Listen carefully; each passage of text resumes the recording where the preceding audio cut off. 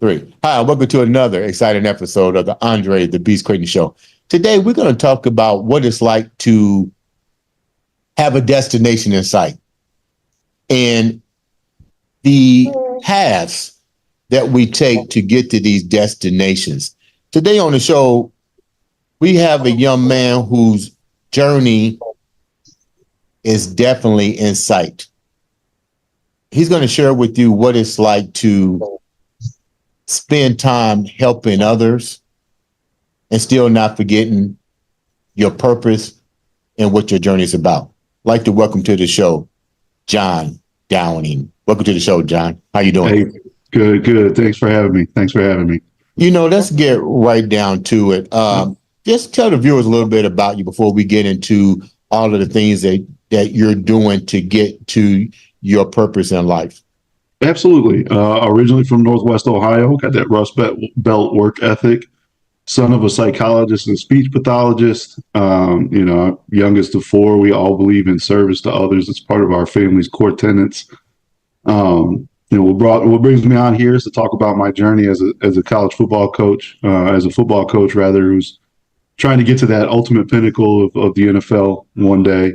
Mm-hmm. Currently though, it's a passion and, it's a part-time job for me now. I also have a career in corporate America with a background in finance. Right now I'm working in, remote and technology is my day job. So, that's me in a nutshell. What part of Ohio or were you from before you wound up moving to where you're in? What part of the state are you in now? North Carolina?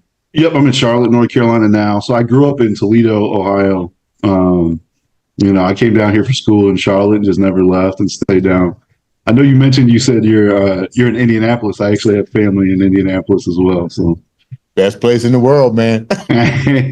Shout out Naptown. Yeah, Toledo's not that far from here. But you wind up going to North Carolina for school or for family, for business. Why did you wind up going to North Carolina? I went to University of North Carolina at Charlotte before they had a football program. Okay. While I was there, I was blessed enough to play some indoor football there, and that's kind of how I got my coaching start. Was fast forward about a decade or so, I started coaching in indoor ball and kind of liaise that to get to the college level and just continue just trying to climb those rungs. When you say that you started at that level, mm-hmm. Did you see a need? Because usually when we're talking about journeys, there's the passion, and then there has to be a need. And usually when there's a need, a lot of opportunities begin to open up. Is that kind of like what happened to you when you went to school there and you saw the need for this, and then you created an opportunity and then go on from there? Yeah, I absolutely. It's always been football was my first love, of course. So, my need was to get to the league. So that's kind of how I just started in indoor and kind of liaised from there to Johnson C. Smith and HBCU in Charlotte.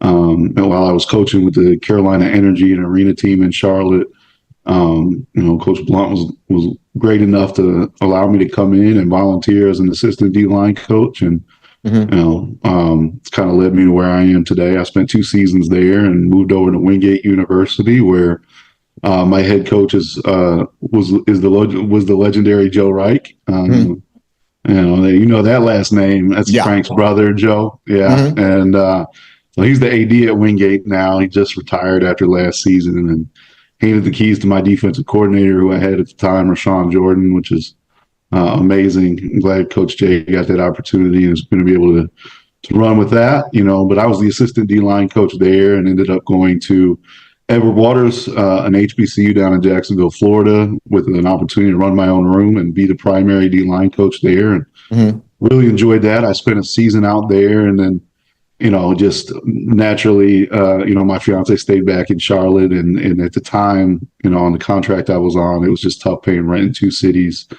So I ended up coming back to Charlotte. I interned at my alma mater, Charlotte, for the first week before we reported to camp at Wingate. And then in 22 at Wingate, we set a ton of records in the school. We had the first 11-win season. We had 60 sacks and 141 TFLs, which is pretty much Madden numbers, Right. Blessed with great talent, great kids, and great, just opportunities. You got to be incredibly lucky to amass that amount of sacks. It's not just coaching. It's not just the players. You got to be in the right place at the right time on some time, and some things got to go right, so. Well, you mentioned something, John. You mentioned all these different schools, but a lot of these people need to understand. A lot of these schools that you coached at, was it intern driven a lot just to get your most name of it, out yes, there? sir. Yep, most of it, yes, sir. And it was an opportunity to attach myself to some different coaching trees, and then I was at Gardner Webb this past fall, which is an FCS program, and switched sides of the football. I went to the offensive line and quality control for Gardner Webb. And we won the conference, and the head coach moved on. And I wasn't part of the support staff that went with him. So now that leads me to Graceland, where I'm running my own room again. But yeah, a lot of those opportunities, with the exception of Edward Waters and Graceland, were volunteer intern opportunities. How hard is that for you when you're dealing with, and I think I shared with you my experience with IU and coming on as an intern. I was like, hey, I want money. How does that? And don't get me wrong, I admire that fact. When opportunities happen, sometimes you have to donate your time to show what you're worth. But you left your fiance as well. How strenuous was this on your relationship, building a family and still trying to pursue your career? Because you got to start at that college level to some degree to even get your name out there. Yeah, it can be incredibly challenging. It's not for the faint of heart, professionally and personally. I'm blessed with a fiance who's very independent, and she gets enjoyment in her day, and sometimes being able to unplug and doesn't need me right there next to her to wind down from a day of work, and we kind of thrive through it. Honestly, it made us better. There's we talk about the Journey song "Faithfully," and he says loving the music, man, ain't always what it's supposed to be. We always say loving the football, man, ain't always what it's supposed to be. And, but they also say that we get the joy of rediscovering each other every time I come home after a season. We get the joy of falling in love all over again, and plus she enjoys nights where she doesn't have me snoring right next to her. So what are some of the things that you have to really, as an intern? Let's look at your life from an intern, because you mentioned your family roots is about service oriented and giving. I like that. But there comes a time where you can give so much and you really want something in return. What were some of the moments in your life through this journey that you had to really look at it and question yourself, is it really worth it? Sometimes the coaching cycle can be tough. This one was pretty tough, because I had we had the record-setting year at Wingate in 22, and that allowed me to get an opportunity and intern during minicamp with the Jaguars last summer with the defensive line, and shout out to Coach Buckner as well, because that social media was a key I used. I found him on Facebook and sent him my resume, said I'd love to intern and chat with you and see what it's about at that level. And he was like, yeah, I'll set it up. So, shout out to him for that. And what was that like? Wait a minute. Don't try to sugarcoat that shit, man. Come on. Not everybody gets to, even get an intern to say, come in, this is NFL. This is the moment that, forget all the other stuff. You just had somebody from an organization that says National Football League look at your resume and say, you know what? Come on in. I mean, what went through your mind now? You're not getting paid for it. Let's clarify that. Here's a major opportunity for you. Yeah, it was amazing, and shout out to the defensive staff at the For the Jaguars, I know unfortunately they're not there anymore. But from Coach Caldwell all the way down, I was in defensive staff meetings. I was in defensive defensive unit meetings. And I love it because really Coach Caldwell let us immerse ourselves in it. I mean, and Coach Buckner especially. There was two other guys there that I was doing it. They were working with the linebackers. Coach Buck threw me in drills, and I was throwing forearm pads at Josh Allen. And Really, yeah, it was a tremendous experience. And at the first unit meeting for minicamp, Coach Caldwell had us stand up and introduce ourselves to the defense. So that was really cool. They really fully immersed ourselves in it. And, another shout out to Coach Caldwell. He said, he told me before I left, anytime you want to come back, you're more than welcome. And then, but now he's what did you learn from all that? Like, explain the difference with working from a smaller college to a bigger college to now an intern with the NFL. So these are 3 intern divisions that you've gone through. Yeah. What did you learn from each one, and how did that transition? And then what did you see that needed improvement when you got the opportunity to go intern with Jacksonville? Because you've been in the arena coaching enough. Now you got to go in there. What did you see that you needed to improve on? I think tempo with my Indies from when I ran the room at Edward Waters. At Wingate we moved on a really fast pace. I mean, with Joe being our head coach and his brother being an NFL head coach, our practices were run like NFL practices. So I was able to. The biggest accomplishment for me, I think, is because I'm in those install meetings with the D line, and I'm keeping right up with the pace in which install was, and the verbiage wasn't all that dissimilar from what we used at the Division II level. Ball's just ball at the end of the day, but I think the biggest thing is I enjoyed was the FaceTime with Coach Buckner. And then my last day there, we got a lot of one-on-one time, and I had a notebook, and I just said, what are the keys, man? And ironically, one of the things he told me was in the offseason, he watches a lot of O-line coaching clinics. As a D-line coach, he watches more of the other side. And I got back from Jacksonville, and 2 days later, the O-line coach from Gardner-Webb, the Division I school, gave me a call. He said, "I'd like for you to be my QC, Coach Franey." I got to shout him out. He's like, "I like the idea of having a D-line coach sitting in my meeting rooms with my offensive line and telling me what they're going to be coached against." You know what I mean? And so that was a blessing, and it just seemed meant to be, especially after Buck said, "Hey, I learn as much as I can about what O-line coaches are coaching." I said, what better way than to go be an op for a season, And which one do you like? Which one do you like the best now that you've had the experience on all 3 levels? Do you want to really deal with the politics with the NFL? I know the money's good, but you got to also deal with the fact that if like Romeo Crennel comes on and brings you onto his staff, if his job is gone, you're gone. You know what I mean? If he doesn't have a productive season, you're gone. If the defensive or offensive line messes up and you're the head coach, you're gone. Is the pressure different? Do you want to accept that kind of pressure, or do you want to accept the pressure that may come from a D1 or a smaller school where you don't really have that kind of pressure? I want to go to the league. I want to be at the top. I always envision everything I do. I try to be the best at it, and I try to be, the best one around. And we're primed and set up at Graceland right now. We'll probably have the best D line in the NAIA, and I'm not just saying that because I'm there. We've got 2 FBS. That's the top of Division I transfers in my group. Right. And one thing you'll see from a position group that I coach, they're a close-knit group. I mean, and I believe that. I preach, and I got hired a week into spring ball there, and, worked. We had 3 weeks of practice together once I got there, and from my 1s to my 4s, everybody grew.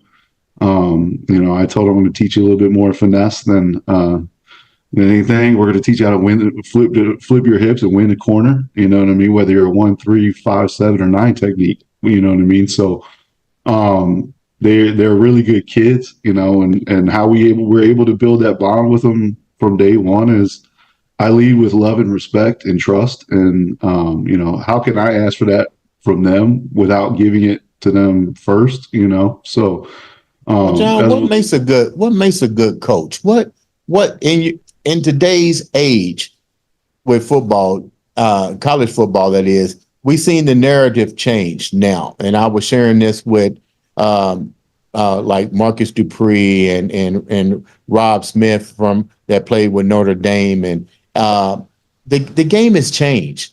Kids now aren't really playing as a team, but it's a team sport. It's now more like I can market myself on social media and be the standout and get millions of dollars, go to the NFL and make millions of dollars. How do you get these young kids to buy into what you're teaching? Going back to team sport, it's not about me anymore. It's about us working together. You got to get them to see big picture. You know what I mean? And like I said, love, trust, and respect. I'm not a coach who's a drill sergeant screaming, yelling, all that. I'm an even keel dude. So the way I'm talking to you now is the way I talk to my guys. It's just, but I tell them, if we step out of line or something, we got church, and what church is 5:30 in the morning. We'll be on the field doing workouts, and we'll do a full Indy, like that's right. Because if we're screaming and yelling, we're not going to get you better. We're not getting ourselves better. But, if we have to do church, we haven't had to do it. So, that's a good thing. They saw what church workout was, and we're like, no, we don't want to do that. So, but we be getting work in and getting better that way. But, like you said, you got to really connect with the kids. You got to be a genuine entity. You got to be genuine and be yourself, and you got to be able to know how to connect with those kids. And, I play music in my meetings, when we're watching film or not, I'll turn it down, but we got music going in the background. A lot of those kids said, I don't dread going to meetings anymore. Like, it's not going to be why do you have music playing in the background? That's I've never heard of that. That's something new. Yeah. I'm a new school guy, some kids learn with that background noise. In college, I'd tell my professors, I had one earphone in. I said, I'm listening. I just learned better because I would actually be able to remember when I'm taking a test a line from a song that was said when that teacher was making that point. So right. Everybody learns different. Now, you got to try and make it an inclusive environment to make sure that you've got them buy-in and participation. So, a lot of kids seem to like the music. This is my first time doing it this year. And, they've really responded. They said, we like coming into meetings because now it just seems like we're fellowshipping and, getting close and everything like that. So, and but way before coaching, like in my mid to late 20s, I used to be a DJ too. So I have a different pre-practice playlist. Okay, where were you DJing at? Back in Ohio, or you was DJing in North Carolina? North Carolina. We used to do. I worked for a company that did karaoke at bars, trivia at bars. They do pool parties at apartment complexes. So, so I've got it. My pre-practice and indie mix. I've got a different genre every day for them. Some days it'll be techno, sometimes a little country. We'll go to old school R&B, and then we'll get a little 80s rock in there too. So John, try to mix it up and keep them learning. John, what do you think is missing? And you're traveling a road that I know you're going to have opportunities happening. I do see you being one of the offensive or defensive coaches in the league, but you see now magnified in the NFL. Everybody's taking the blame for teams not performing. I'm a Dallas Cowboy fan, straight up. I'll let people know I'm a Cowboy fan.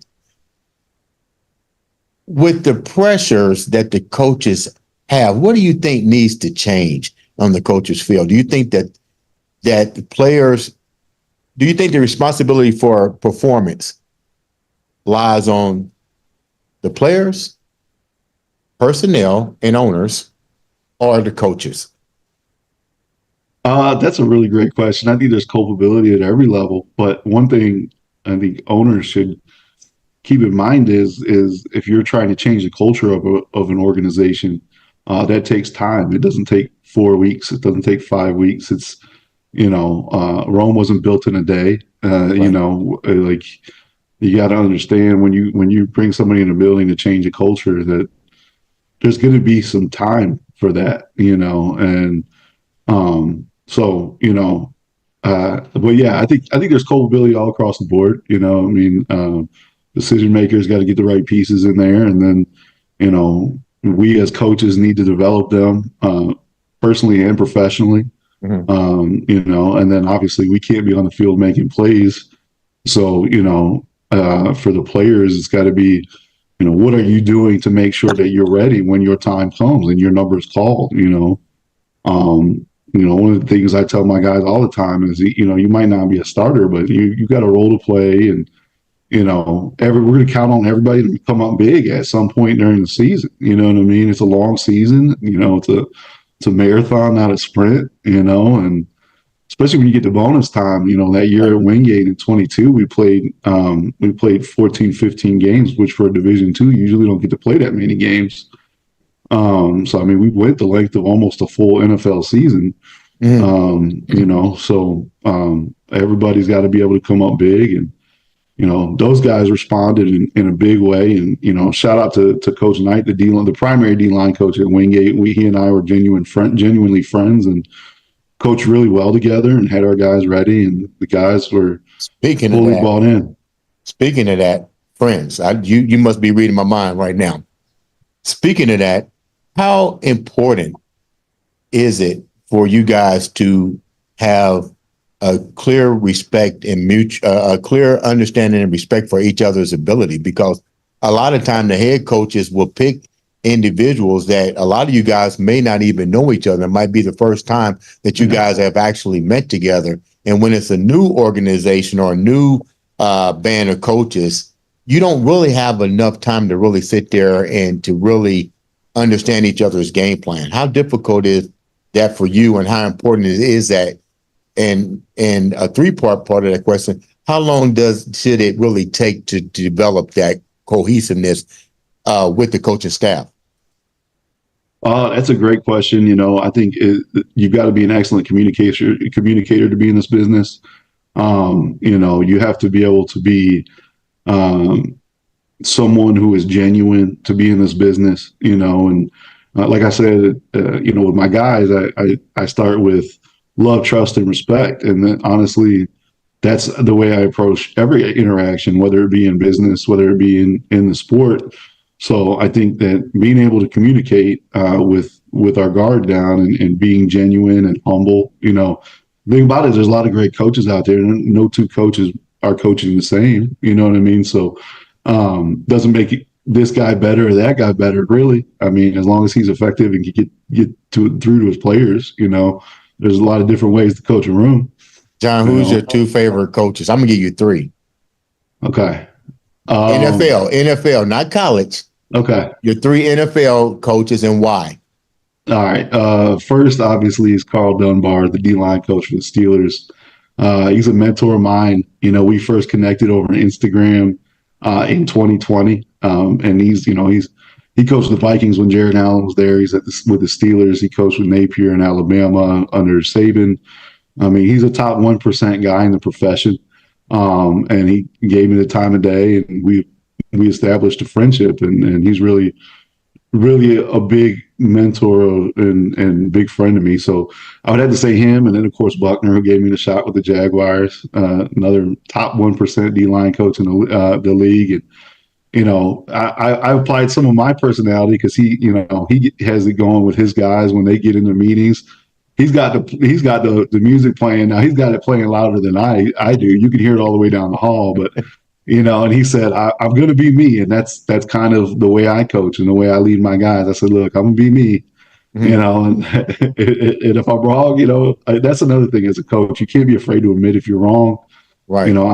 We had a situation this spring where we had a guy looked like he false started, and they, neutral zone infraction type situation because we're on the defensive line, of course. But that was a really big issue there. So I overcoached it, and even though it was a false start on the offensive lineman, I yanked him off the field. And then the ref, of course, said it was against the offense. But I said, look, while it's an issue for us, I'm going to overcoach it. And I said, if I'm going to be wrong, I'll just be wrong. We'll talk it out in the meeting room. You know what I mean? And Even though it wasn't on him, it was close. And I said, I don't ever want a ref to make that call in a game. You know what I mean? So, so who's your number one? You got number two. one. Who's number one? I'm trying to think.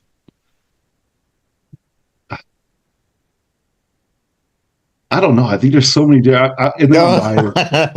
He's not active right now, but I'll say Frank. Getting the opportunity to learn from his brother, and there were a lot of Frank-isms in there too. Even though Joe is his own guy and Joe ran it, but that's a tremendous, tremendous family. I only met Frank the one time when we played in the playoffs against Benedict, but they were raised the same way. Rust Belt people from outside of Pittsburgh, and they're. From a humanistic standpoint, I think Joe's is probably the best head coach I've ever coached under. I know you get a lot of the same from his brother. So I would say Frank, we're big Frank Reich fans too. What do you think needs to happen globally in the football spectrum for coaches like yourself to get a fair shot at an opportunity, no matter what level that it may be? What do you think needs to happen? Because this is why I say this. This is why I say this, John. We see different areas of football. Let's stick with the NFL for a minute. Mm-hmm. You see those coaches that have a tendency to keep repeating, bringing in their staff, keep bringing the Bill Parcells, the Bill Belichick, to keep bringing in. You never really see any new faces coming into the league, and then you see individuals like Eric Bieniemy, who had an outstanding college career, but not so much a standard NFL career, but is awesome as an offensive coordinator, or in the league that won't go, for whatever reasons, to a head coaching position. What do you? I know this is being objective, but you're still having doors opening up. So I don't want people to. I don't want to put you in a situation where you're being too criticized, but you still see what's going on. What do you think needs to happen so everybody like yourself can get a fair opportunity, or even get a chance to knock on the door and say, this is what I bring to the table? I think thinking outside the box, being able to do that rather than the old tried and true method. I'm a guy who's got a lot of experience on my resume, but I'm a guy who's done it with a full-time day job. Right. You know what I mean? And having an open mind about it, the work ethic that a guy like me brings. I mean, you asked me about, the sacrifice earlier, and how difficult it is to do. I mean, I essentially have two full-time careers, and then they happen to coincide at the same time during the fall. I work 7 days a week, and not just with football stuff. I work those 116 hours or so, and 40 of those is my corporate job, So thinking outside the box and what that brings, and then too, I think that my corporate job has helped me in the coaching realm, and then vice versa, and working in corporate America, especially with big banks and in the investment world and fintech. And, you have to be able to process organizational change. And I think those soft skills have allowed me to do that in coaching. I've been a part of two culture changes. Like when I went to Johnson C. Smith early in my career, we were a part of that. When I ended up at Edward Waters, we were that was the first season in a transition where Edward Waters went from NAIA to D2, and we had a full schedule of D2 kids, and that was a lot of time. That was pretty much the first time all those kids had seen that D2 wall of talent. So you have to be able to process organizational change and do things like that. So, but answer your question, I think just being able to think outside the box. There's not a one size fits all for a candidate. You have to be able to maybe see what might work, and I think there's kind of a shift to that with football analytics now, but I would say that's probably the biggest piece, is being able to think outside the box. Maybe it's not conventional. Maybe this guy didn't come up through the normal journey that they would, but if he's efficient and he's done it with, honestly, like a full-time day job, I mean, that's a crazy work ethic, I mean, and it's funny because I've been in situations where head coaches have asked me, how are you going to do both? And I said, I got Downing work ethic. It's a thing in my family. You're already doing it. So what do you mean? I said I've been doing it since 2018. I've been doing it since 2018 with some success in both areas. And So, but I say I'm built different. I mean, we say that, but like my oldest brother was a teacher and a farmer. He had two full-time jobs, worked 7 days a week. We just do it. So There's no John, good way to say it. so John, before we wrap up? First of Yeah. all, let me say thank you so much for coming on and sharing such a beautiful story about your journey to get to the NFL. I like it. Think it's beautiful, and it will happen for you. What's your end game? What's the end game for you? You're definitely not gonna give up on it, but what's your end game? The NFL. I want to coach. My goal is NFL head coach someday. I'm 38 now, and I think we can get to the league maybe in the next 3 or 4, hopefully. So that's the goal, and I feel like, too, just with the NFL, like everybody can scout, right? And budgets are the same, and the margin for error is so slim in the NFL. That's why, if you look at last season, there weren't a whole lot of blowouts, Right. in the NFL across the landscape. So, your coaching has to be better in that regard. You know what I mean? Because the margin of error is so slim versus in college where, if you can recruit, you got a bigger budget. Right. You know what I mean? There's some blowouts there. So don't get me wrong. I love coaching in college, and I'm trying to make my way all the way up to the FBS pinnacle. There's nothing wrong with thinking big. That's what you're supposed to do. Yeah. You're a football guy. You're supposed to think Yeah. big. Yeah. John, how can the viewers reach out to you? And that way opportunities when they can come right to your e-box. Yeah, I'm on all the socials. Twitter, Coach J Downing 62, the letter J, not the whole word. On Instagram, Coach Downing 62. Facebook, John Downing. I'm on LinkedIn as well. I would love to connect, and if you're in the process of a career pivot, too, and you want some advice on what that's like, let me know. John, before we wrap up, you definitely got that beast mindset. I love it, man. I'm energized and pumped already. Close the show. I'll leave the viewers with what keeps you in that beast mindset, big dog. Hey, it's about the task at hand. We just got to get it done. My DC says, I don't care how the baby's made, just show me the baby. We got to get it done. So, it's all about results, and that's what we want. Ladies and gentlemen, this has been another exciting episode of the Andre the Beast Crayton Show.